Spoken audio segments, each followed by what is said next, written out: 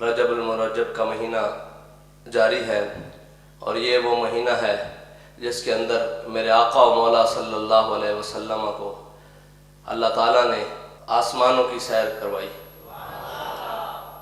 اور میرے آقا و مولا صلی اللہ علیہ وسلم جب اس سیر کو چلے تو پہلا آسمان جب آیا تو آگے دیکھا کہ فرشتے استقبال کے لیے کھڑے ہوئے ہیں اور انبیاء استقبال کے لیے کھڑے ہوئے ہیں۔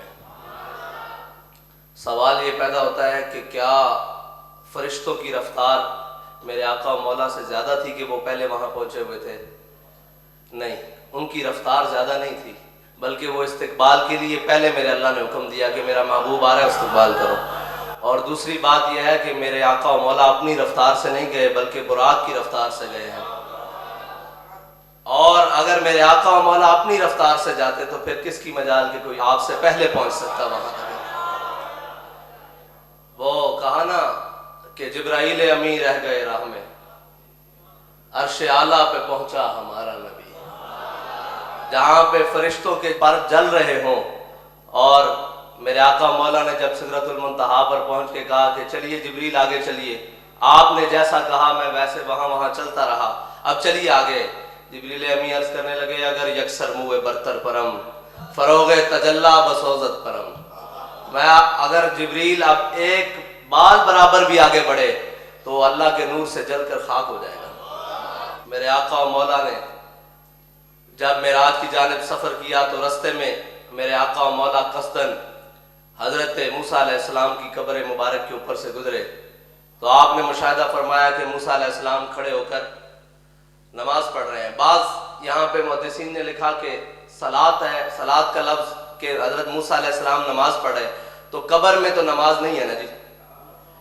تو پھر مفتی احمد یار خان نعیمی صاحب نے لکھا کہ حضرت موسیٰ علیہ السلام نماز نہیں پڑھ رہے بلکہ قرآن میں ان اللہ و ملائکتہ یصلون علی النبی، یصلون سے معنی مراد یہ بھی ہے کہ وہ میرے آقا و مولا صلی اللہ علیہ وسلم پر کھڑے ہو کر درود السلام پڑھ رہے تھے۔ میرے آقا و مولا جب عرش اولا کی جانب بڑھے تو رستے میں میرے آقا و مولا کو جو مشاہدات کروائے گئے اپنی امت کے بارے میں، میرے آقا و مولا جب آگے بڑھے تو دیکھا کہ کچھ لوگ جن کے پاس ہانڈیوں میں پکا ہوا گوشت ہے اور دوسری جانب اس کے ساتھ بدبودار اور کچا گوشت بھی ہے، تو وہ لوگ ہانڈیوں میں پکا ہوا صاف ستھرا گوشت چھوڑ کر بدبودار گوشت کو کھاتے ہیں، پھر دوبارہ وہ گوشت ہانڈیوں میں آ جاتا ہے، پھر وہی صاف ستھرا گوشت بھی ان کے سامنے ہوتا ہے، اور پھر وہ بدبودار گوشت کی طرف بڑھتے ہیں اور وہ کھانا شروع کر دیتے ہیں۔ میرے آقا مولا نے فرمایا جبریل امین یہ کون لوگ ہیں؟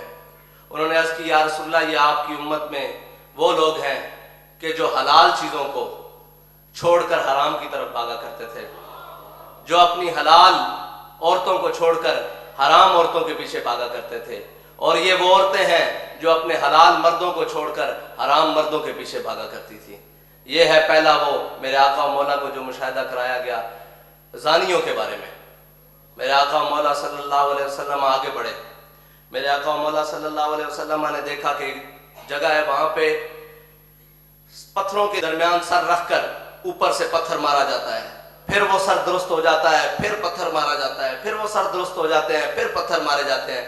میرے آقا و مولا صلی اللہ علیہ وسلم نے جبریل امین سے فرمایا جبریل یہ کون لوگ ہیں؟ کہا حضور یہ آپ کی امت کے بے نمازی ہیں جو جان بوجھ کر فرض نماز چھوڑ دیتے تھے،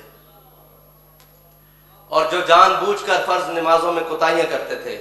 میرے آقا و مولا صلی اللہ علیہ وسلم جب آگے چلے تو آگے جو دیکھا کہ ایسے لوگوں پر گزر ہوا جن کی زبانوں اور ہونٹوں کو لوہے کی کینچیوں سے کاٹا جا رہا تھا، جن کی زبانوں اور ہونٹوں کو لوہے کی کینچیوں سے، جہنم کے لوہے کی کینچیوں سے کاٹا جا رہا تھا۔ تو وہ جب کاٹ لیا جاتا کچھ وقت گزرتا پھر وہ دوبارہ اپنی حالت پر آ جاتے، پھر کاٹ دیا جاتا پھر اپنی حالت پر آ جاتے، پھر کاٹ دیا جاتا پھر اپنی حالت پر آ جاتے۔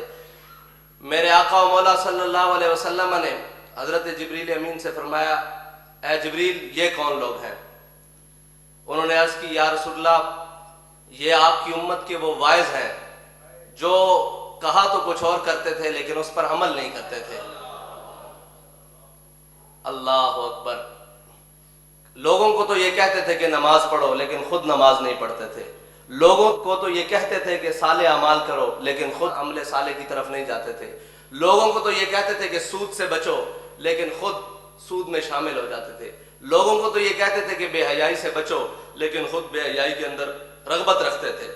ان کے ہونٹوں کو جہنم کی کینچیوں سے کاٹا جا رہا تھا. یہ ہے وہ بات جس کو امیر المجاہدین نے سیدھا کیا کہ جو کہا اس پر عمل کر کے بھی دکھایا. ہم نے اپنی زندگی میں جب آپ حادثے کے بعد بستر پر آئے تو ہم نے اپنی زندگی میں یہ نہیں دیکھا کہ کبھی آپ جان بوجھ کر آپ نے کوئی فرض نماز سے کوتاہی کی ہو. جیسی بھی حالت آئی، سفر ہو، حضر ہو، مشکلات ہوں، جیلیں ہوں، پانی ہو نہ ہو، سردی ہو، گرمی ہو، آپ نے نماز نہیں چھوڑی. ہاں، نماز جان بوجھ کر کبھی نہیں چھوڑی، بالکل کبھی بھی نہیں. اور جب کہیں آ گئی آپ فرماتے تھے ہمارا کام ہے سجدہ کرنا، مالک کا کام ہے وہ قبول کرے نہ یا کرے. تو سجدے کری جا، کسی نہ کسی دن تو وہ تیرا قبول کر لے گا نا. اور یہ دین کے معاملات میں جتنی انہوں نے صفائی رکھی اور جو سیدھے معاملات رکھے، ہم نے نہیں دیکھا کہ کسی سے لین دین کرتے ہوئے آپ نے کہا ہو کہ جناب یہ تھوڑا اور یہ زیادہ اور یہ ایسے کم ہو. ایک ہم پروگرام میں جا رہے تھے کہ رستے میں ایک ٹول پلازے سے ہم گزر گئے تو صاحب ذرا رش تھا، ہم نے ٹول پلازے کا وہ جو پرچی ہوتی ہے وہ نہیں دی تو آپ نے آگے گاڑی سائڈ پر کروا کے فرمایا تم حساب لگاؤ کتنی گاڑیاں ہیں. میں نے کہا جی اندازاً 25-30 ہے. فرمانے لگے یہ پیسے لے جاؤ 50 گاڑیوں کے پیسے جمع کرواؤ تاکہ کل کو ہمارے اوپر ہمارے سے یہ سوال نہ ہو سکے. ہم اپنے معاملات کو سیدھا رکھیں، اس حد تک احتیاط کرنے والے. لیکن اپنے معاملات کو جو کہا کہ ہم بددیانت نہیں ہیں، اس بددیانتی کے اوپر ثبوت دیا کہ ہم حقیقت میں بھی بددیانت نہیں ہیں.